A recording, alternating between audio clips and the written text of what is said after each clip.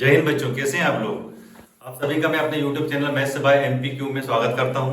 हमने पहली वीडियो में देखा था कि 3x3 के मैट्रिक्स की रैंक 3 कैसे होती है। आज हम ये जानने की कोशिश करेंगे कि 3x3 के मैट्रिक्स की रैंक 2 कब होती है, 1 कब होती है।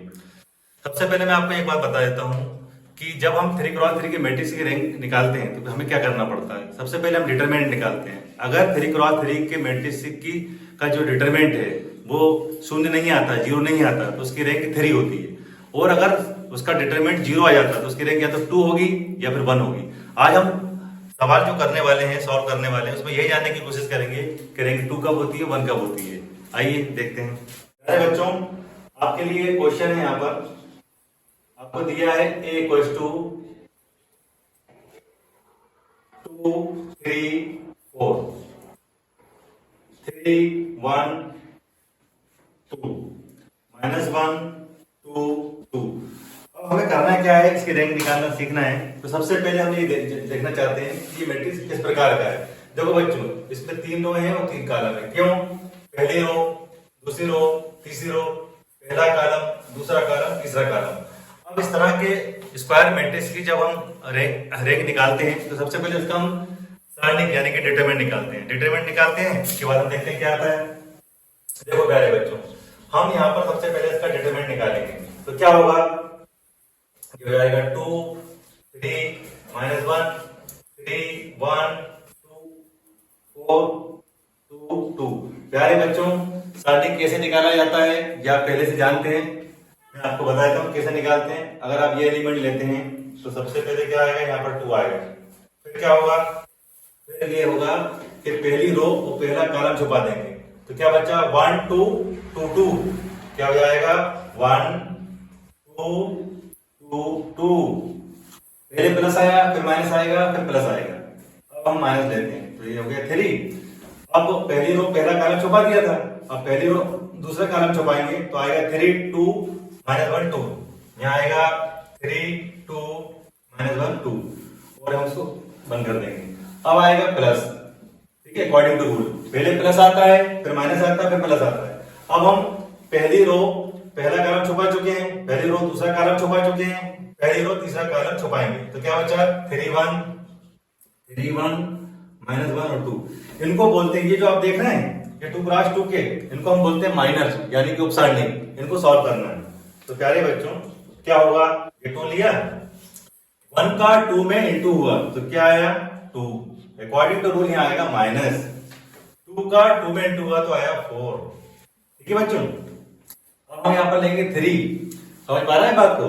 अब हम 3 का 2 में इंटू करेंगे तो 6 आएगा। आना तो चाहिए माइनस, लेकिन यहाँ माइनस पहले से हो गया प्लस।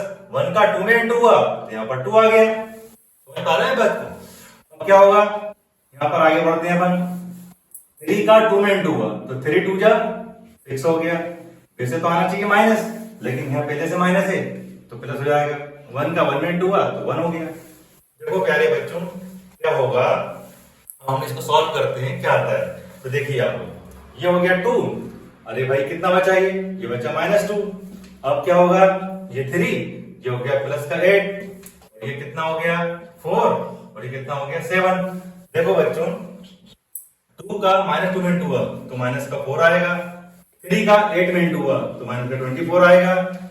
4 का 7 में इंटू हुआ तो कितना है 28। अब ध्यान से देखिए, माइनस का 4 माइनस का 24, अरे भाई कितना हो गया ये बताइए आप, माइनस का 28, और पहले से कितना था प्लस का 28। तो आप जानते हैं कि प्लस और माइनस के नंबर्स कट जाते हैं। तो यहाँ पर आपका क्या बचा, डिटरमिनेंट की वैल्यू आ गई 0। अब देखिए, मैंने आपको पहले ही बताया था कि आज हम वो सवाल सीख रहे हैं जिसमें रैंक 2 होगी या 1 होगी। तो मैंने उस टाइम आपको बताया था कि जब रैंक 2 या 1 होती है तो उसका सारणिक यानी कि जो डिटरमिनेंट होता है वो 0 आता है। देखिए 0 आ गया, लेकिन अभी यहाँ पर सवाल खत्म नहीं हो रहा है। यहाँ से तो सवाल की शुरुआत हो रही है कि हम कैसे पहचानेंगे। अब हम यहाँ पर सिर्फ इतना देखेंगे कि determinant a is less than 3। इसका मतलब क्या हुआ, लेस देन का मतलब क्या होता है 3 से कम, यानी कि 3 से कम क्या क्या हो सकता है, 2 हो सकता है या 1 हो सकता है। यानी कि 2 रैंक हो सकती है, 1 हो सकती है। हमें ये चेक करना है कि 2 है या 1 है। अब हम इसे चेक कैसे करेंगे, देखिए ध्यान से आप लोग। देखो प्यारे बच्चों, बड़ा सीधा सा सिंपल सा तरीका बताता हूँ, ज्यादा उलझने की जरूरत नहीं है। ये जो 2x2 के उपसारणिक हैं यानी माइनर्स हैं, इनकी वैल्यू देखो आप, क्या देखो इनकी वैल्यू 0 आई क्या? नहीं आई ना।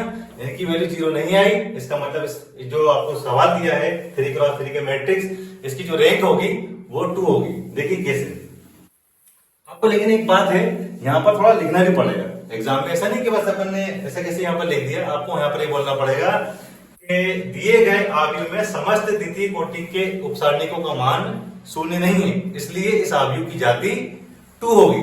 देखिए therefore the rank of matrix A is 2। ये हो गया बेटा आपका क्वेश्चन का आंसर। इस जो आपको आव्यूह दिया गया था उसकी रैंक कितनी है? 2 है। अभी हमने ये सीखा कि 3x3 के मैट्रिक्स की रैंक 2 कैसे होती है। अब हम नेक्स्ट क्वेश्चन लेंगे जिसमें ये सीखेंगे कि 3x3 के मैट्रिक्स की रैंक 1 कैसे होती है। देखिएगा ये है आपके सामने क्वेश्चन। देखिए वैसे का वैसे क्वेश्चन है, 3 रो है 3 कॉलम है, और आप जानते हैं अच्छी तरीके से कि ये स्क्वायर मैट्रिक्स कहलाता है 3 रो 3 कॉलम वाला। अब हमें इसकी रैंक निकालना देखना है तो क्या करेंगे? प्राइस लगाएंगे। सबसे पहले डिटरमिनेंट लिखेंगे, ये हो गया 1 2 -3 2 4 -6 3 6 -9। देखो बेटा अभी ये मैट्रिक्स था, अब ये सारणिक यानी कि डिटरमिनेंट बन चुका है। करना क्या है, जो हमने पिछले क्वेश्चन में करा था वो इसमें करेंगे। देखिए कैसे ये हो गया। अगर हम ये 1 लेते हैं, अगर हम 1 लेते हैं तो पहली रो पहला कॉलम छुप जाएगा। इसका मतलब क्या आएगा? 4 आएगा, 6 आएगा, -6 आएगा, -9 आएगा बच्चों अकॉर्डिंग टू रूल, माइनस आएगा, फिर 2 आएगा। 2 क्यों आएगा? क्योंकि हमने ये लिया था, अब ये लेंगे। जब हम पहली रो पहला कॉलम छुपाए थे हमने, तो हमने ये देखा था जब हम पहली रो दूसरा कॉलम छुपाएंगे तो क्या दिखेगा हमें? देखिए ध्यान से, देखिए 2 6 -3 -9, यानी ये क्या बचेगा? 2 6 -3 -9। पहले प्लस आया, फिर माइनस आया, फिर प्लस आएगा, तो देखिए आप ध्यान से, ये हो गया 3। अब हम पहली रो और तीसरा कॉलम छुपा देंगे तो क्या बचेगा? 2 4 -3 -6 कितना हो जाएगा बच्चे? 2 4 -3 -6। इनको क्या बोलते हैं? इनको द्वितीय कोटि के उपसारणिक बोलते हैं, यानी कि सेकेंड ऑर्डर के माइनस बोलते हैं। अब इनको निकालना हम पहले से सीख ही चुके हैं, हम फिर से देख लेते हैं इसमें क्या दिक्कत है। देखिए ये 1 4 का -9 में इंटू तो कितना है? माइनस का 36। आना तो चाहिए माइनस, लेकिन पहले से यहाँ पर माइनस है तो माइनस माइनस प्लस, 6 का 6 में हुआ तो देखिए कितना है? 36। देखो 0 आना चालू हो गया। अब देखिए ध्यान से, ये हो गया -2, 2 का -9 में हुआ तो माइनस का 18। आना तो चाहिए था माइनस, लेकिन पहले से माइनस था इसलिए ये प्लस हो जाएगा। 3 का 6 में हो जाएगा, ये हो गया 18। ये देखो बच्चों ये भी माइनस हो गया, ये भी माइनस हो गया, मतलब 0 हो गया। तो अब आगे देखिए क्या हो जाएगा। अब हम 2 का 6 में इंटू करेंगे, वो भी माइनस के, तो कितना? माइनस का 12। आना तो चाहिए था माइनस, लेकिन यहाँ माइनस पहले से तो प्लस हो जाएगा। 3 का 4 में इंटू हुआ तो कितना हो गया? 12। देखो प्यारे बच्चों, मैंने पहले पिछले क्वेश्चन में ही बताया था, है ना? इनको देखना है, इनको बोलते हैं उपसारणिक यानी माइनर। ये देखो ध्यान से देखो, इनको ये 0 आ रहा है कि नहीं आ रहा? इसका मतलब आप बिना सॉल्व करे आगे चल के कह सकते हैं कि इसकी रैंक 1 आएगी। अब बस हमें देखना है कि कैसे होगा। तो प्यारे बच्चों जरा बताओ, 1 का 0 में इंटू होगा, है ना? फिर 2 का 0 में इंटू होगा, फिर 3 का 0 में इंटू होगा, तो क्या आएगा? 0 तो आएगा। यहाँ हमने ये देखा कि इसका जो सारणिक है यानी कि डिटरमिनेंट में 0 आया, इसका मतलब ये हुआ, इसका मतलब ये हुआ it is clear that the rank of A is less than 3।